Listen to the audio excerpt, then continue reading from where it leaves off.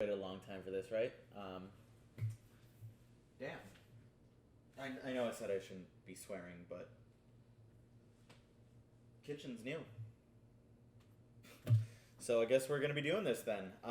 Hey, I'm Alex. This is what do we call this thing? Capacity to Feast.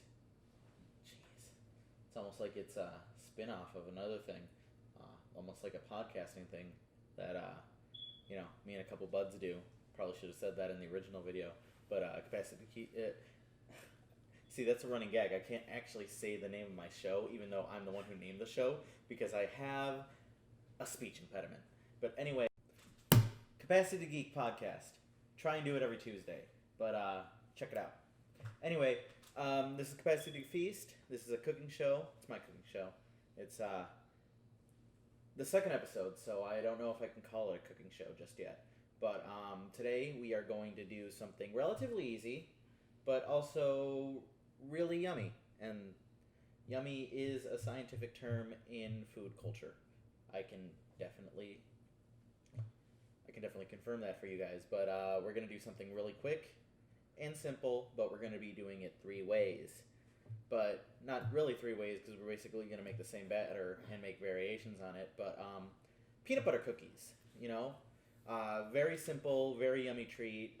Unless you're allergic to peanuts, then, honestly, if you have a peanut allergy and you're watching this video, the title says peanut butter cookies. So, either you're like a really good friend of mine, but I personally don't associate with people with peanut butter allergies because I just feel like they're offensive. But really, if you're just watching this video and it's peanut butter cookies and you're allergic to peanuts, get a life, bro. Go watch Game Grumps. Go watch, Game Theory or something else. I can only give you recommendations for video game stuff because I am kind of a big nerd, but still, just go watch some stuff. Well, my producers, as in myself in my head, said I probably should apologize to all people with a peanut allergy. I took that as a personal choice instead of actually something that happens to a person's body. So yeah, sorry about that, but just from now on, we're in a place of zen. We're here to learn, we're here to cook, we're here to love and live and laugh. But let's make some peanut butter cookies. Probably should have said this earlier, but set your oven to 375. If you're Mexican, you know what to do next. Alright, so for peanut butter cookies, what we need is kosher salt, butter, baking soda, vanilla extract,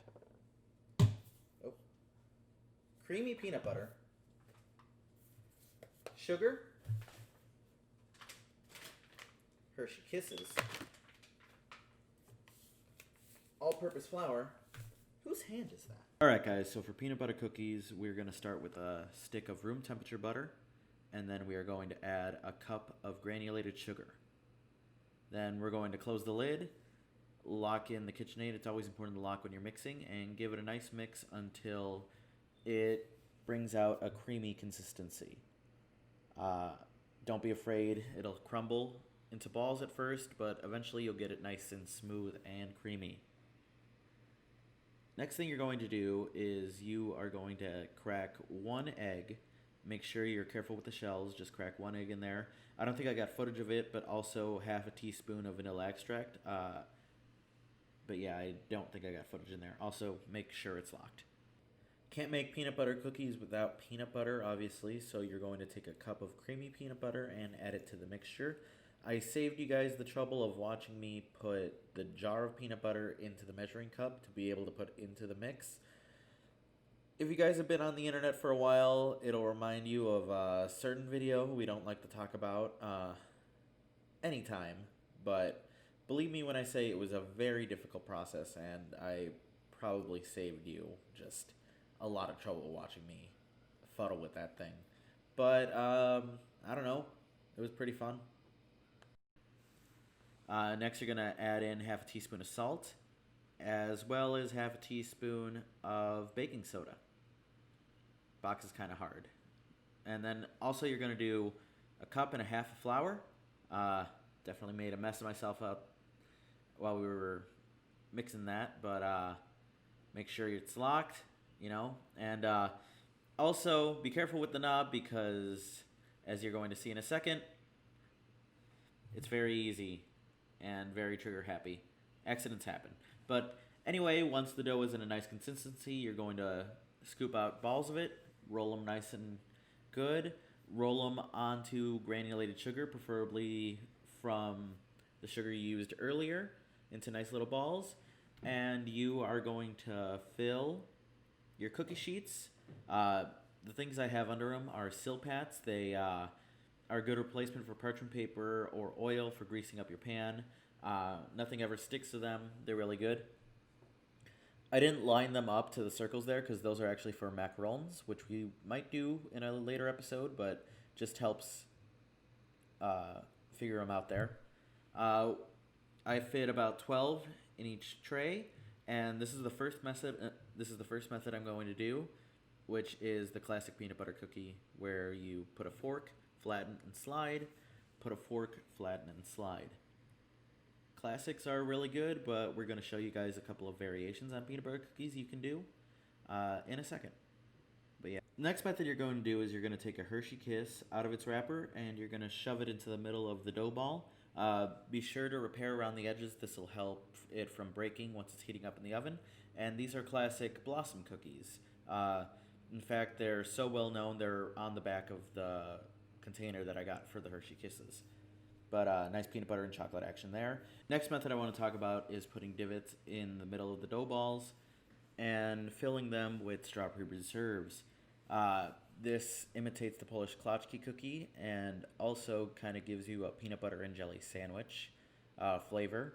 Always a favorite in American school lunches. I recently found out that they actually aren't that big in other parts of the world. So if you're out of the U.S. watching this, please let me know if you've heard of peanut butter and jelly sandwiches. They are pretty good around here. Next thing you're going to do is you're going to put the cookies in the oven at 375 for 12 to 15 minutes. I personally put them at 13 minutes. Also, you're going to want to put the racks in the middle of the oven. Once they're all out, give them a couple minutes to solidify, and then very carefully scrape from the bottom, put them onto a wire rack. This will help circulate air from the top and the bottom, and to give them a nice crisp, and also to help cool down more thoroughly and evenly once out of the oven. I do emphasize wait a minute or two for them to harden a little bit once they're out of the oven, or else they will crumble, and you'll break your cookies. Action. And there you have it, folks. Peanut butter cookies 3 ways. Only took, about 2 hours of filming and prepping. One mishap with the mixer, but this is probably one of the easiest cookies you can make. Definitely one of the tastiest cookies you can make. You can make a lot of tasty cookies, but I think we did a pretty good job for ourselves. We got chocolate, we got original, and peanut butter and jelly. I don't see a lot of people doing peanut butter and jelly cookies, but damn, they're delicious. But till next time, guess that's the way the cookie crumbles. Oh no!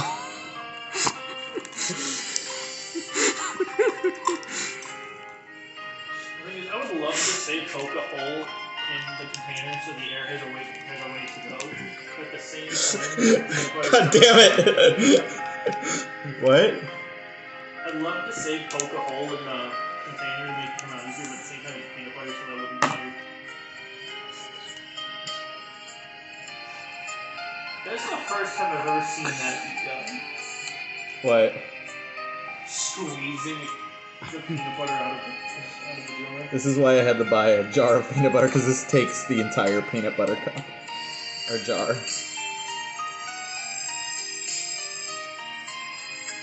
This is the worst thing we've ever fucking done.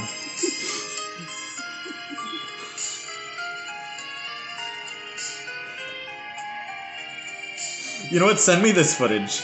Send me this footage. I might put it at the end of the episode. I will. Alright.